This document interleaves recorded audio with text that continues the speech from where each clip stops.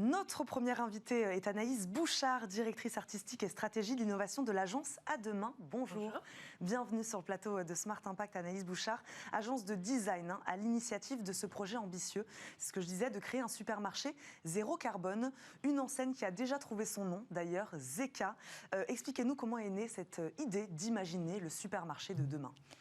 Alors, nous, chez À Demain, notre mission, enfin, en tout cas, qu'on s'est donnée, c'est de designer des expériences innovantes pour une consommation plus durable, plus responsable.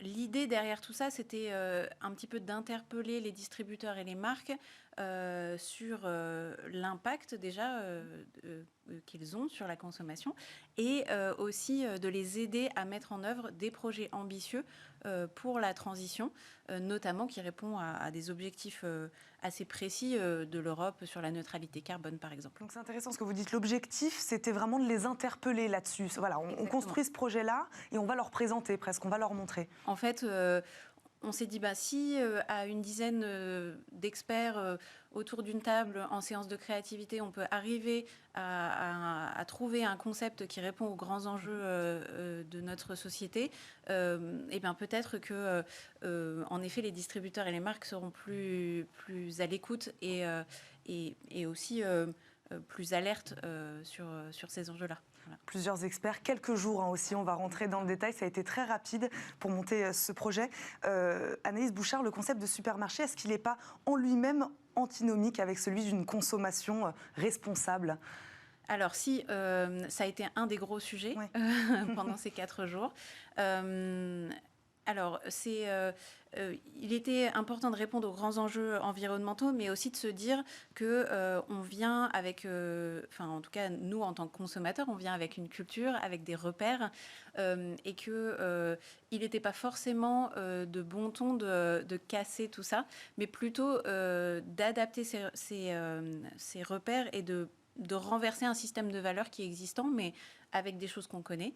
C'est-à-dire quand vous parlez de repères, expliquez-nous de quoi vous parlez, c'est quoi nos repères dans un supermarché ? Alors nos repères, c'est le système de distribution actuel, puisqu'on a quand même mis en place une logistique qui est très efficace depuis 50 ans.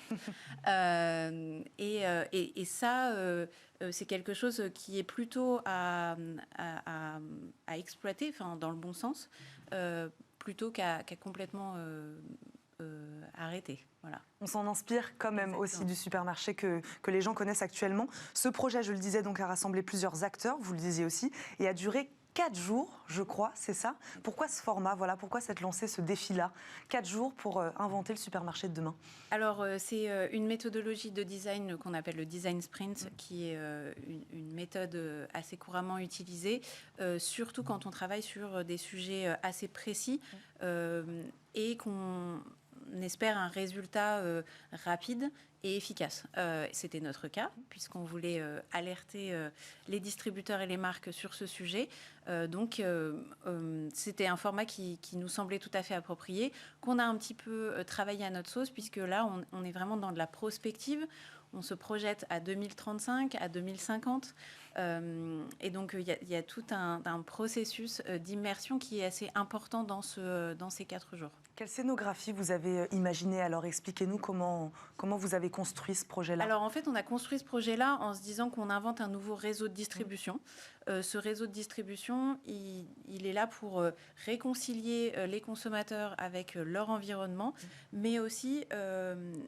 et surtout et avant tout, il est à objectif zéro carbone, notamment avec l'objectif de la neutralité carbone en 2050 fixé par l'Europe. Il était important pour nous de travailler sur ce sujet. Et puis aussi, il ne faut pas oublier qu'on a pensé ce système en se disant il faut récompenser les consommateurs pour leurs gestes quotidiens. Parce qu'en fait, actuellement... c'est le cas, mais sans être le cas. C'est-à-dire que les distributeurs ou les marques ne récompensent pas forcément en tout cas les gestes de réduction carbone des consommateurs. Voilà. Comment on arrive à un lieu zéro carbone, Anaïs Bouchard ? C'est quand même la question principale. Sur quels aspects vous avez travaillé ? Quels sont ceux qui polluent le plus, hein, j'ai envie de dire, et sur lesquels peut-être le travail a été plus important? Alors, les produits, la oui. distribution. En fait, tout est important. Ouais. Parce que quand on commence à décortiquer ce genre de sujet, on n'en finit pas. Mais par contre, il y a quand même quelques points sur lesquels on a mis un point d'honneur à répondre avec notre solution, qui n'est pas forcément une solution parfaite, bien sûr, mais c'est au moins ce qu'on a imaginé en 4 jours. C'est déjà de penser circulaire et plus linéaire. Donc de se dire qu'un produit qui est produit, transformé, consommé, puis éventuellement gaspillé, qu'il ne finisse pas à détériorer la planète, mais plutôt qu'il reparte dans le circuit et qu'il soit vertueux. Et donc du coup, c'est là où on s'est dit, peut-être que les nouveaux distributeurs de demain seront, au-delà de distributeurs, seront aussi des revaloriseurs, puisqu'ils pourront récupérer la matière, la revaloriser et l'utiliser en tant que source d'énergie, puisqu'on sait qu'un des grands piliers est l'énergie dans les prochaines années, avec un coût qui va flamber dans les prochains mois, donc une conséquence très directe, mais aussi sur les années prochaines qui va s'épuiser. Donc l'idée, c'était aussi d'utiliser cette matière comme une source d'énergie.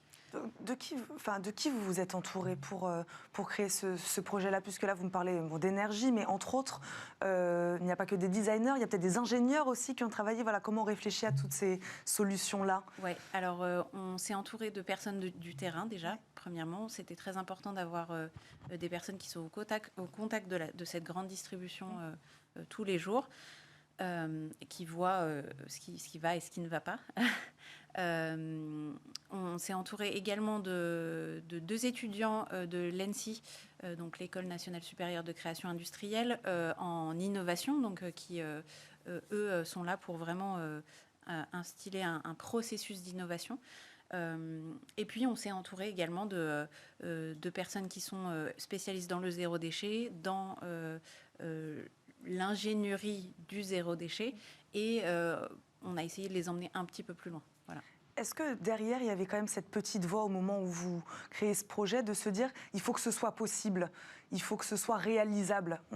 C'est ça aussi l'objectif. Oui, alors on est tous arrivés en se disant on va créer quelque chose un peu utopique. Et puis finalement, en se posant, en se disant ZECA 2035, ça veut dire quoi?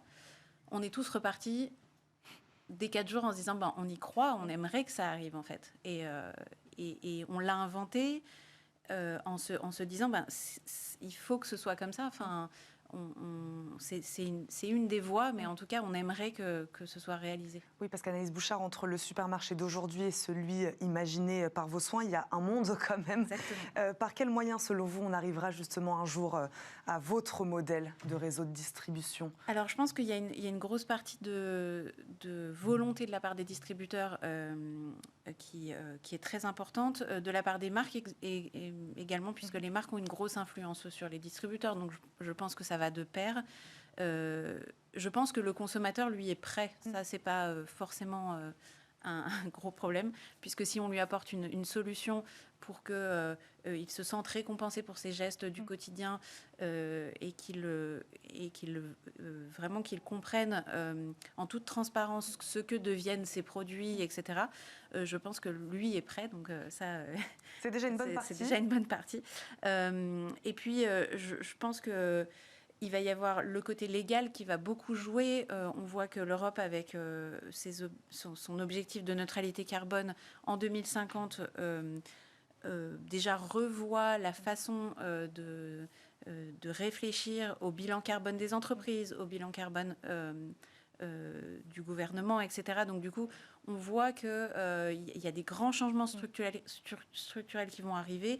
Et 2035, en fait, c'est demain. Et finalement, on se dit, c'est vrai que si on ne s'y met pas tout de suite, 2035, ça va passer très très vite. Mais il y aura cet enjeu principal qui est la rentabilité au mètre carré des hypermarchés qui devient qui est en baisse depuis des années. Et finalement, on se dit que il va bien y avoir un point à un moment donné où ces surfaces devront être revalorisées d'une certaine manière.